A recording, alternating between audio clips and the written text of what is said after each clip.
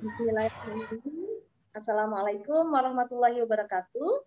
Selamat siang rekan-rekan semua, alumni SMU 1 Negeri Slawi. Mudah-mudahan kita selalu dalam keadaan sehat dan selalu diberikan kebaikan-kebaikan. Baik, bincang alumni minggu yang ke-12 sore hari ini kita akan mengangkat tema pemerintahan desa. Sebelumnya perkenalkan dulu, saya sebagai moderator di sini, nama saya Reni Kaisari. Saya alumni lulus tahun 1999. Baik, sore hari ini tema pemerintahan desa ini dengan narasumbernya yaitu Bapak Eko Subianto. Bapak Eko Subianto ini sebelum menjabat sebagai Kepala Desa Trayeman, beliau ini pernah ada pengalaman di marketing dan majalah. Kemudian dari tahun 1999 sampai dengan sekarang, beliau itu menjabat sebagai Kepala Desa Trayeman. Tentunya ya dalam kurun waktu sekian lama, berapa puluh purnama ini beliau mungkin insya Allah punya pengalaman yang banyak yang mungkin bisa kita ambil hikmahnya ataupun kita ambil banyak hal lah ya insya Allah manfaat dari apa yang nanti disampaikan beliau. Selanjutnya kami persilahkan ke Bapak Eko Subianto. Silahkan Bapak Eko untuk sedikit memaparkan atau menyampaikan. Silahkan Pak Eko. Matur sangat Mbak Reni, juga seluruh alumni SMA Negeri 1 Slawi yang tentunya mungkin pada sore hari ini turut nonton siaran langsung kita.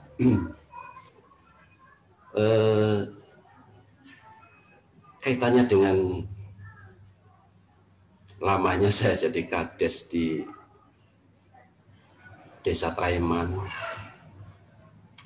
diawali dari tahun 99 sampai dengan sekarang, itu suka dukanya sangat banyak sekali.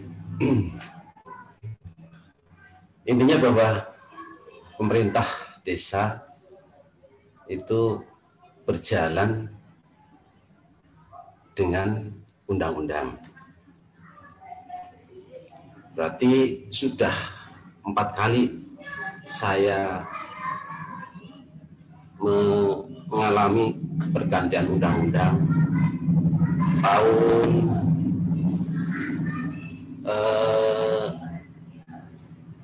99 waktu itu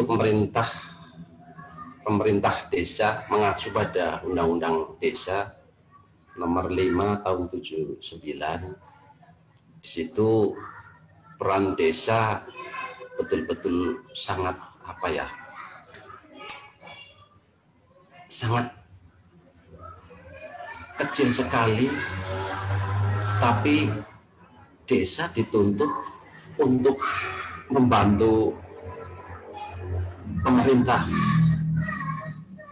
Makanya kepala desa zaman dulu sering timbul istilah sebagai ujung tombak dan ujung tombok. Kemudian beralih lagi, waktu itu rame-ramenya reformasi, negara kita muncul kembali undang-undang yang mengatur tentang desa, yaitu Undang-Undang Nomor 22 tahun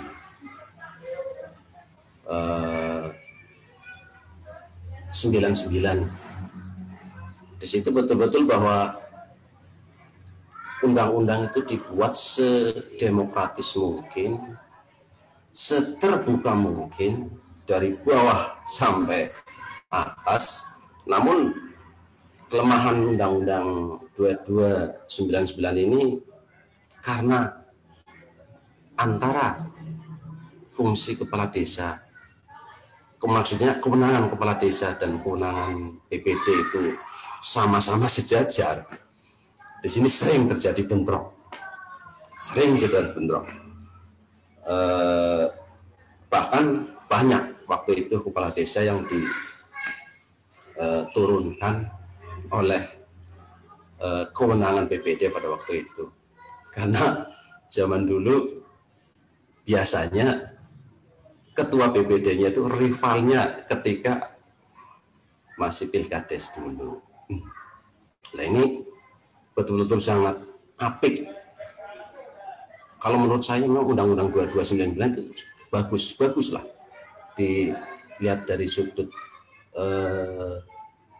perumusannya, betul-betul demokratis sekali dari bawah ke atas. Namun lah di situ kelemahannya, sering terjadi bentrok antara kewenangan kepala desa dan juga kewenangan BPD. Dan berjalannya waktu, karena sering terjadi bentrok semacam ini, muncul kembali Undang-Undang Nomor 32 tahun 2004. Sebenarnya ini semuanya bukan undang-undang desa, tapi adalah undang-undang pemerintah daerah yang mengatur di dalamnya adalah tentang undang-undang desa juga. Jadi memang waktu itu undang-undang desa itu belum bisa berdiri sendiri seperti sekarang. Undang-undang desa itu bisa berdiri. Kalau dulu itu masih gembol pada undang-undang daerah. Undang-Undang Nomor 32 tahun 2004, peran fungsi BPD itu betul-betul sangat karena namanya juga diganti, sekarang kan Badan Permusyawaratan Desa. Kalau dulu sering terjadi bentrok dengan kepala desa, sering karena kekuatannya itu sama. Dulu namanya Badan Perwakilan Desa, Undang-Undang Nomor 22 tahun 99. Nah ini alhamdulillah dengan lahirnya Undang-Undang 32 tahun 2004, desa berjalan dengan ayem, pemerintahan bisa berjalan dengan ayem, stabil. Namun untuk pembangunan ini dirasa kurang begitu mencukupi. Dari tahun 99 saya juga pernah mengalami bantuan desa. Ini namanya dulu bantuan desa Bandes. Itu kisarannya antara 6 juta, 9 juta melihat luas wilayah desa. Sangat kecil sekali bantuan itu. Terus kemudian berubah jadi DAK, DAD itu sampai 20 juta. Saya terus ikut perkembangan itu. Kemudian sekarang dengan 20 juta sampai 80 juta itu antara 2013 ke bawah. Nah, mulai diundangkan tentang Undang-Undang Desa Nomor 2014. Ini terus terang saja sangat bermanfaat sekali khususnya untuk desa. Ketika itu memang Undang-Undang Desa nomor 6 2014 ini sebagai wujud dari ada istilah desa termarginalkan, terpojokkan. Nah di situ melalui ketika itu pemerintahan Pak SBY sudah merumuskan, sudah dimasukkan kaitannya dengan perimbangan keuangan antara pusat daerah. Nah, ketika itu Parade Nusantara sudah mengerti aba-aba tentang akan lahirnya, akan diundangkannya Undang-Undang Desa nomor 6 2014. Maka dari itu kami seluruh kepala desa se-Indonesia berbondong-bondong ke DPR RI, intinya cepat Undang-Undang Desa ini harus kita wujudkan. Yang pertama, jelas dengan Undang-Undang Desa ini kan karena ada bantuan wajib dari pemerintah pusat melalui dana desa, itu sudah dihitung sebenarnya dalam APBN tahun 2000 berapa itu, 2013-an lah, itu antara desa itu diperkirakan 800 sampai 1,2 dana desanya. Tapi berjalannya waktu ternyata tahun 2015 dana desa digelontorkan pertama kali, cuma ini untuk Traiman saja lah. Mungkin Traiman ya mungkin desa terkecil karena di wilayah perkotaan dianggapnya desa mampu. Akhirnya segala sesuatunya, indikatornya mampu, kemiskinannya kurang, luas wilayahnya kurang, dana desanya paling kecil. Tapi untuk alokasi dana desa yang bersumber dari daerah itu hampir semuanya rata-rata 450-an juta,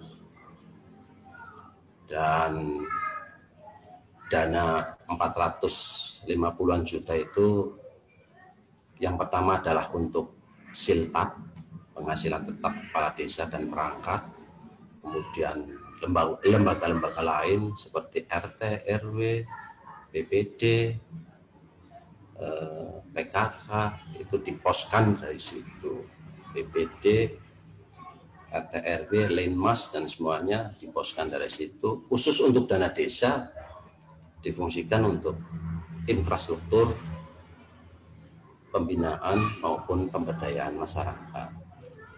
Nah, menurut saya dari semua undang-undang yang pernah saya alami, baru kali ini ya, mulai 2015 bisa menikmati, bagi kepala desa bisa menikmati tunjangan tetap ya, siltap penghasilan tetap, ditambah lagi dengan tunjangan lain dari tanah kas desa, kemudian pendapatan lain yang diatur dalam Undang-Undang Desa nomor 6 2014. Nah, undang-undang ini diciptakan memang betul-betul untuk mewadahi seluruh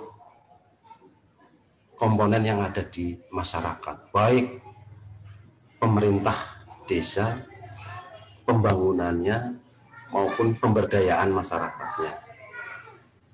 Jadi lumayanlah untuk undang-undang yang baru ini nomor 6 2014 memang bertujuan untuk mensejahterakan juga agar desa itu mampu mandiri. Maka dari itu dalam undang-undang desa ini secara lengkap sudah mengakomodir segala sesuatu kaitannya dengan kemandirian seperti BUMDes. Nah, ini BUMDes sebenarnya wajib bagi pemerintah daerah maupun pemerintah daerah kabupaten ataupun provinsi betul-betul untuk konsentrasi mengembangkan bagaimana agar BUMDes di daerah agar BUMDes di desa itu betul-betul bisa berkembang. Dan alhamdulillah melalui bantuan provinsi kemarin, melalui distribusi sembako, muncul di situ banyak keuntungan-keuntungan untuk BUMDes. Ini untuk BUMDes Traiman saja ada 3.000 KPM, kelompok penerima manfaat sembako dari pemerintah provinsi. A itu 200.000, isinya sembako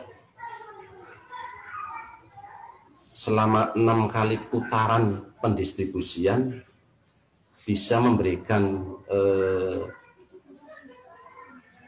penghasilan tambahan untuk APBDes desa 18 juta. Ini satu BUMDes ya di desa Trayeman. Belum BUMDes yang lain di desa yang lain, dan itu sudah gaji para komponen yang terlibat, ketua, sekretaris, bendahara maupun subunit usaha di BUMDes. Untuk itu saya juga sangat berterima kasih sekali bahwa undang-undang desa ini mestinya lahir betul-betul untuk memakmurkan masyarakat. Di situ bahwa desa punya kewenangan mengatur keuangan baik pemerintahan maupun pembangunan dan pemberdayaan. Namun di sisi lain, ini terus terang saja dengan hadirnya 3 kementerian di Undang-Undang Desa yang baru ini, Undang-Undang nomor 6 tahun 2014, ya seperti ini bahasa ekstrim saya ngomong itu, banyak yang recoki. Banyak yang recoki ini. Kita ambil contoh saja lah, umpamanya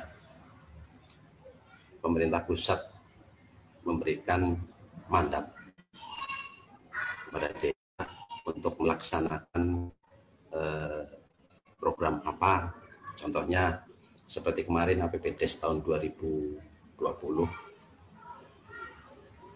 Dengan adanya COVID,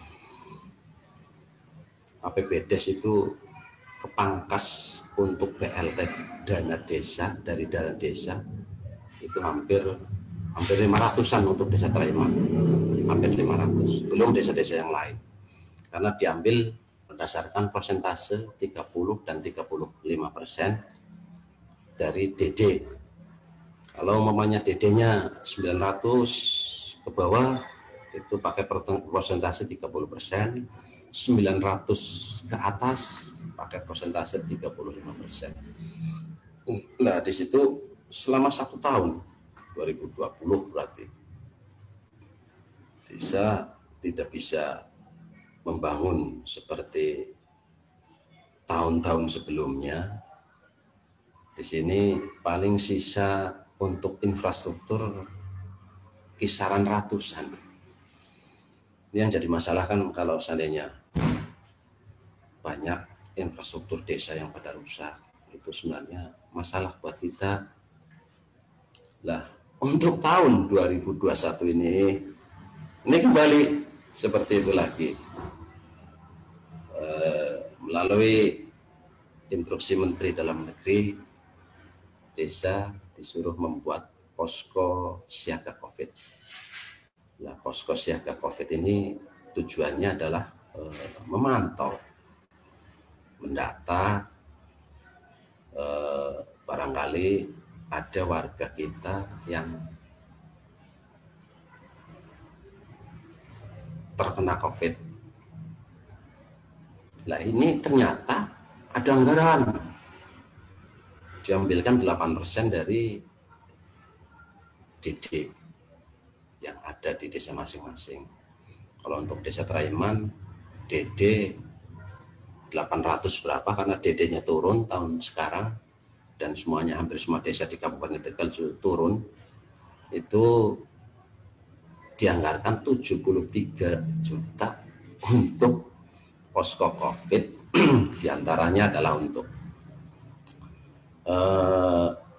pendataan, vaksinasi, kemudian pembelian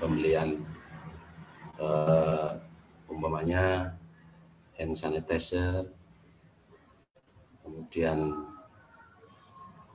obat disinfektan untuk penyemprotan, kemudian untuk BPOP Jogotongo dan lain-lain. Ini 1 tahun 2021 itu satu.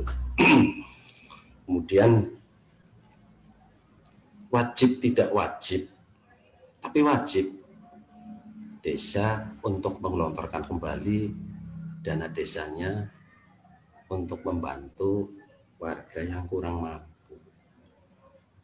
Nah, ini dasarnya kalau dulu itu terdampak COVID, sehingga siapa saja, hampir siapa saja itu dapat bantuan dana BLT dari desa yang terdampak.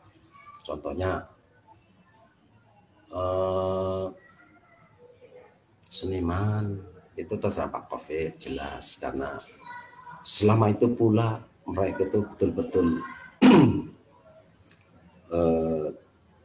libur, tidak punya penghasilan apa-apa. Kemudian banyak lagi sih seniman semacam tukang foto, rias pengantin, kemudian ordenan, orkes tanggapan, kemudian sewa layos, itu masuknya orang-orang yang terdampak, dan itu mereka berhak untuk kita kasih. Itu di tahun 2020. Nah, tahun 2021 sudah mulai bergeser, bukan berdasar dengan terdampak COVID, karena dianggapnya menurut Mendagri ini kurang berhasil dengan cara seperti itu secara makro. Tahun sekarang 2021 mendirikan instruksi kepada desa-desa mendirikan PPKM berbasis mikro. Jadi skala kecil. Kalau kemarin skala besar, sekarang skala kecil. Nah, dalam skala kecil tetap pembiayaan dari desa. Sebenarnya kalau pemerintah pusat maupun kabupaten maupun provinsi memberikan kewenangan pada desa untuk melaksanakan satu apa kegiatan, itu harus dibarengi dengan anggaran. Tapi anggarannya tetap diambilkan dari dana desa. Nah, itu yang tidak tidak senangnya saya. Tapi karena bagaimanapun juga kami melihat ya secara keseluruhan bahwa memang negara kita itu sedang dilanda wabah nasional bahkan dunia, Kalau kita bersikeras terus, ya memang ya mau siapa lagi. Sementara kekuatan keuangan APBN negara kita mungkin kurang mampu untuk itu. Berbeda dengan di Jepang, kalau kita lihat itu YouTuber asal Indonesia yang bekerja di sana, yang sudah nikah di sana, pertama ada COVID aja per kepala keluarga, per kepala itu dapat 14 juta per orang. Kalau dalam satu keluarga ada 4 orang, 14 juta kali 4 berapa? Lumayan. Kalau negara kita belum bisa seperti itu ya, karena kita tahu itu adalah kepentingan umum. Yang jelas seperti apa yang dikatakan oleh Pak Polisi maupun Pak Tentara, yang penting NKRI Pak Lurah, NKRI, ya siap NKRI, bagaimanapun juga NKRI. Jadi begitu Mbak Reni, suka dukanya kita sebagai aparatur desa dari tahun 99 sampai sekarang 2021 banyak suka dukanya, dan di tahun 2015 ke sini sebenarnya untuk kehidupan perangkat desa itu maupun kepala desa sudah lebih enak lah, lebih enak. Ya. Tiap bulan gimana Mbak Reni? Masih belum? Ya, Masya Allah ya, tadi tuh saya sampai terpukau ini. Pengalaman Pak Eko ya, dari sekian tahun, sekian periode pemerintahan, dan Bapak mengalami beberapa kali pergantian perundang-undangan. Ini tentunya tidak mudah ya Pak ya, bagaimana menerapkannya, bagaimana mengaplikasikannya gitu. Luar biasa banget ini Bapak. Ini ada pertanyaan nih Pak. Yeah. Dari alumni Bang Mbak Agus Prasetyo Raharjo. Saya bacakan dulu nih Pak, nanti silahkan ya Pak ya di ini Pak. Siap. Bagaimana menyiasati dana desa agar tidak penyimpangan dalam pemanfaatannya? Karena seringkali dana desa bisa menimbulkan fitnah bila terjadi penyelewengan. Monggo Pak Eko, Tukun. Oke, matur sangat Bu. Dana desa supaya tidak terjadi penyelewengan ini sebenarnya dari awal perencanaan kita sudah diatur, pertama dalam pembuatan RAB. Nah, pembuatan RAB ini kan ditandatangani kepala desa, insinyur ahli di bidangnya, umpamanya jalan, jembatan, atau bangunan, kemudian PU. Nah, ini kalau sudah semuanya di ACC oleh 3 orang ini, kemudian dilaksanakan. Lah, dilaksanakan di sini, kepala desa menugaskan kewenangannya kepada perangkat desa yang ditunjuk sebagai pelaksana kegiatan. Kayak umpamanya untuk infrastruktur di desa saya, pelaksana kegiatannya Mas Gimnastiar umpamanya, perangkat desa. Nah, itu sepenuhnya dilaksanakan oleh beliau, Mas Gimnastiar, beserta anggota baik dari RW maupun yang kebetulan warga tahu persis, ngerti persis tentang RAB dan lain sebagainya, atau apa ya, yang tahulah yang ahlinya. Nah ini baru dilaksanakan. Nah dalam pelaksanaan ini pun tidak semudah kita melaksanakan. Yang pertama ada tim monitoring dari tingkat kecamatan. Nah, umpamanya sudah sekian persen, beliau juga meninjau kegiatan kita. Kemudian umpamanya sudah 50%, datang lagi tim monitoring dari tingkat kecamatan maupun dari inspektorat. Nah ini khusus di daerah Slawi loh. Itu ya alhamdulillah untuk tingkat monitoringnya sangat tinggi sekali. Nggak tahu kalau di kecamatan yang lain monitoringnya seperti itu atau tidak. Karena yang saya tahu dari teman-teman LSM, kebetulan juga saya banyak teman-teman LSM pada ngudoroso ke saya, lur ya dong kayak kayak punya, oh ya bener, ya bener, ya itu seperti itu. Jadi untuk di wilayah Kecamatan Selawi, alhamdulillah monitoringnya begitu sangat kuat sekali sehingga kecil sekali dana desa diselewengkan, apalagi diselewengkan oleh kepala desanya. Karena bagaimana juga pengambilan dana desa itu tidak bisa hanya bendahara saja atau kepala desa saja yang ngambil, dua-duanya harus maju ke sana dan uang tetap dipegang oleh bendahara. Kemudian datang ke desa, tiba di desa, kita panggil warga masyarakat di sekitaran yang akan dibangun, kemudian TPK desa, tim pelaksana desa, ini loh uangnya untuk nggarap jembatan sejumlah 100 juta umpamanya kayak gitu.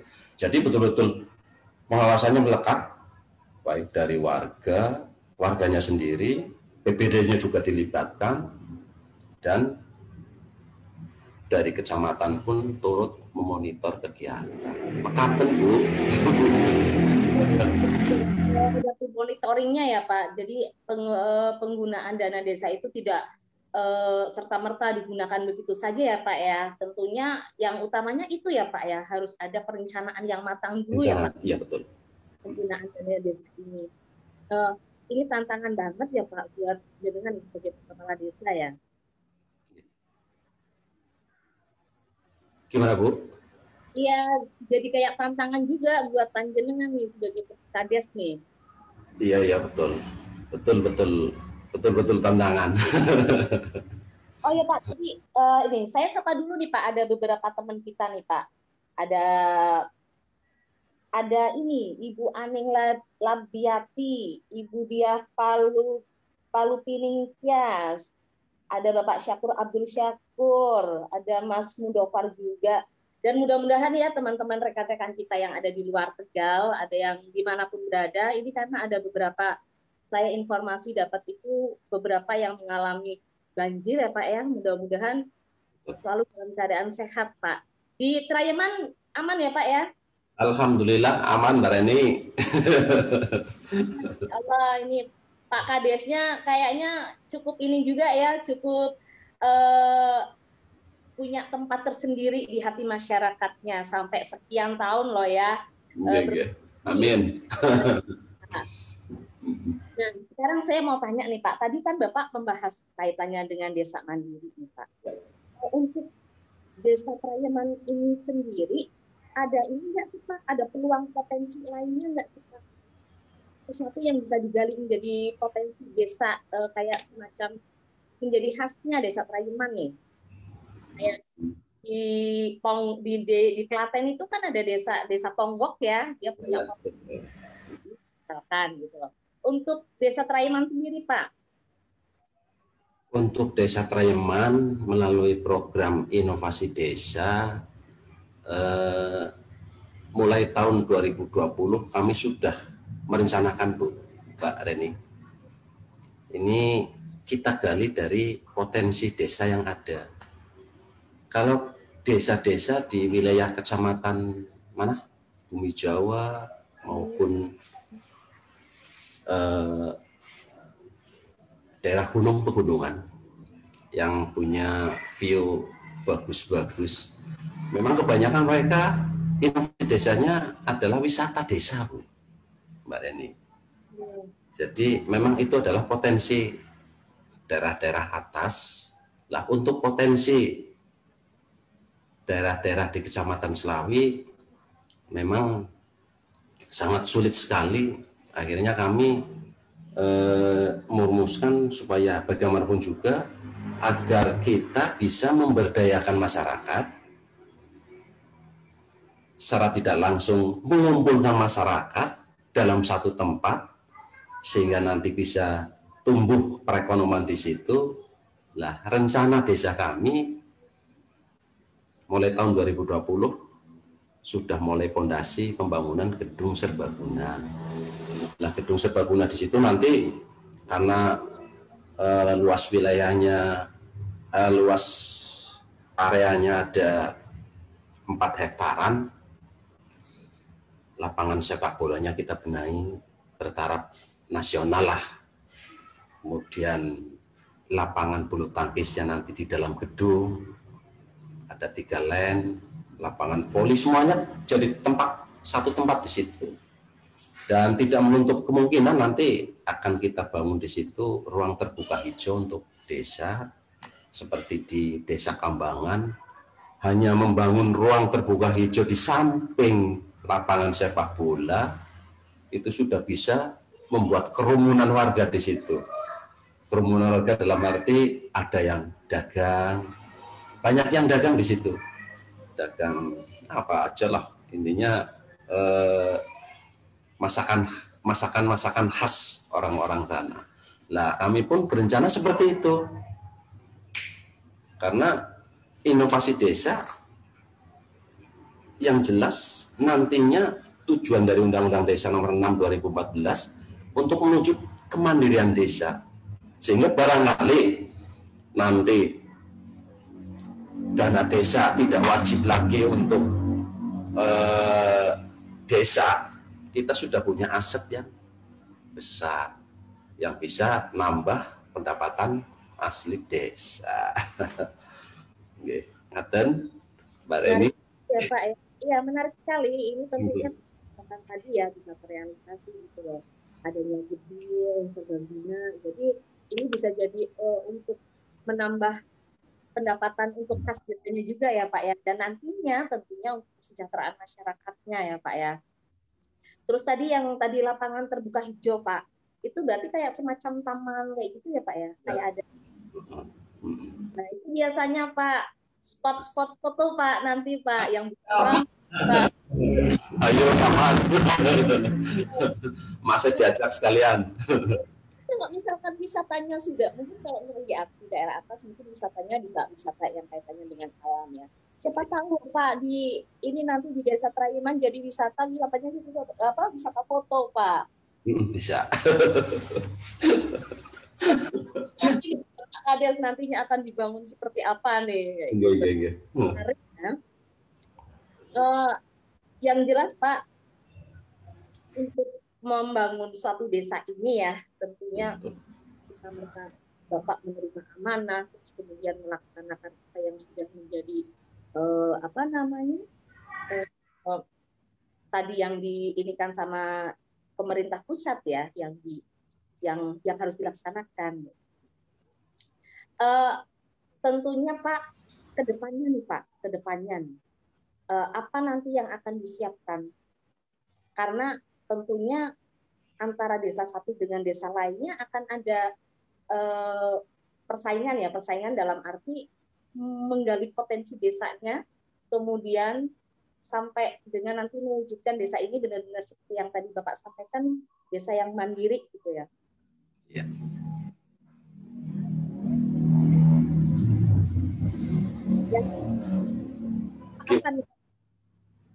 Putus-putus. Oh, terputus. Planning ke depan Pak, rencana ke depan Pak. Rencana ke depan ya? rencana ke depan dalam jangka pendek, karena kan kita juga melihat kondisi negara kita ya, dunia juga ini wabah COVID gitu kan, dalam waktu dekat nih agar benar-benar desa ini bisa istilahnya tadi ya Pak ya, kemandiriannya tuh bisa benar-benar seperti yang diharapkan Bapak sebagai kepala desa. Iya. Untuk rencana ke depan 1 tahun ini kita tetap berpatokan pada instruksi Menteri Dalam Negeri melalui bupati, desa untuk melaksanakan yang 2 hal tadi, melaksanakan PPKM berbasis mikro untuk pos-kos yang nggak COVID,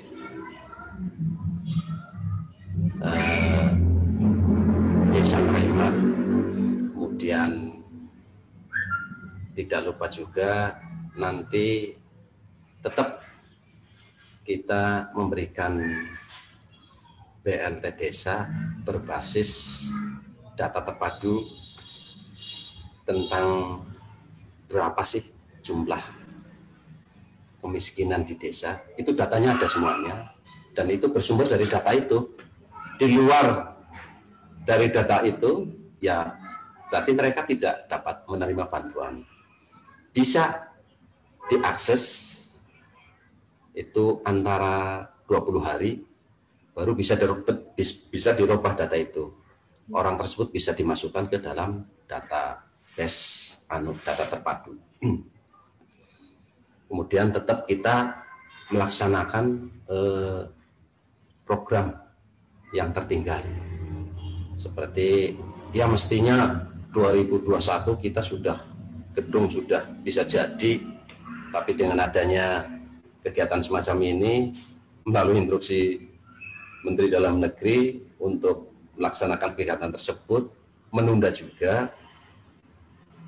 Tetap kita fokusnya adalah inovasi desa kita bangun, karena bagaimanapun juga itu adalah karakter desa Trayeman.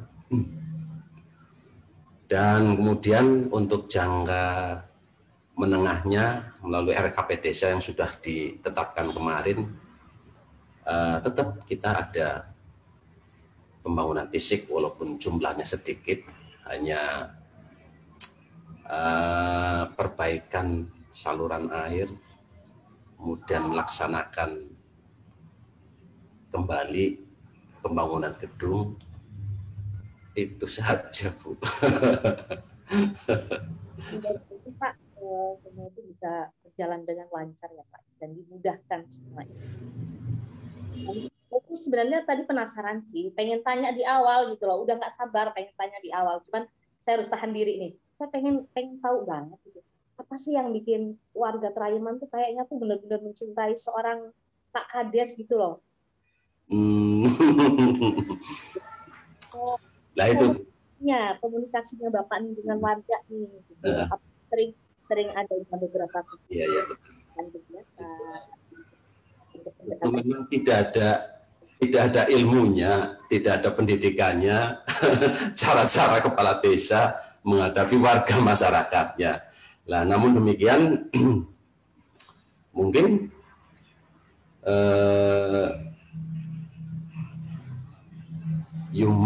human saya itu terlalu tinggi kepada warga, sehingga apa sajalah kepentingan warga itu kita mudahkan, Bu.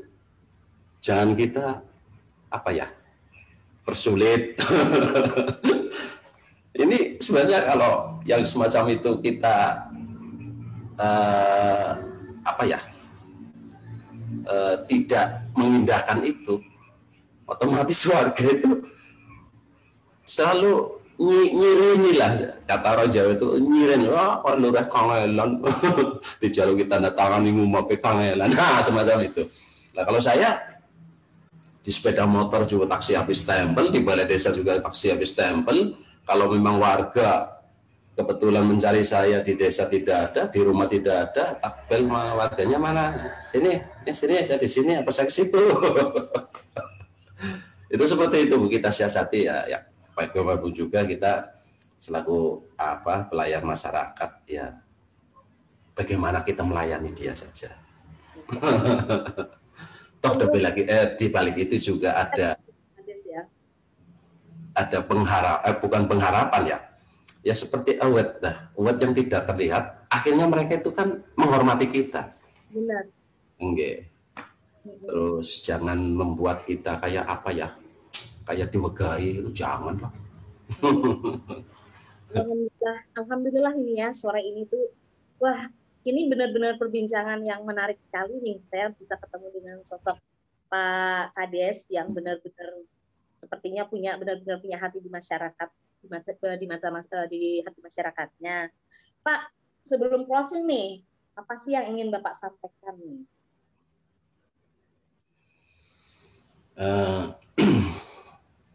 Khususnya untuk para pemimpin desa, ya dengan adanya wabah nasional ini, bagaimanapun juga harus kita samakan visi antara pemerintah pusat, daerah dengan kita.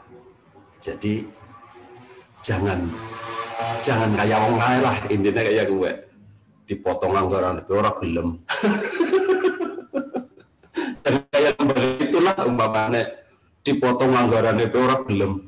Lah, itu yang saya harapkan seperti itu. Dengan adanya wabah nasional ini pun harus kita hadapi bersama-sama. Karena kalau tidak ada kebersamaan, hancur. Terus untuk Undang-Undang Desa Nomor 6 2014, saya acungi jempol. Yang jelas di situ mengakomodir segala sesuatunya kaitannya dengan pemerintahan desa, pembangunan desa, pemberdayaan dan pembinaan. Dari Karang Taruna, kepemudaan, kemasyarakatan, bidang keagamaan pun sudah dirangkul semuanya, Bu. Tinggal bagaimana cara kepala desa mensiasati semacam itu. Jangan ujuk-ujuk ada umpamanya indikator dana desa, nah itu yang sepertinya kaku menurut saya. Pada dasarnya hal semacam itu bisa kita siasati. Intinya kalau memang sumbernya adalah untuk pembangunan, ya pembangunan. Sumbernya untuk pemerintahan, ya di bidang pemerintahan. Sumbernya untuk pemberdayaan atau pembinaan, untuk Karang Taruna, ya sudah, laksanakan saja seperti itu. Nah, alhamdulillah dari mulai saya dilantik kemarin 2017 itu melalui pemberdayaan masyarakat dan pembinaan di Karang Taruna kita giatkan betul-betul. Ya alhamdulillah Karang Taruna sudah punya kegiatan usaha, kafe Karang Taruna, kafe pemuda, kemudian angkringan pemuda. Nah ini mau kita satukan dalam satu unit usaha, BUMDes. Nanti semuanya muaranya pada BUMDes.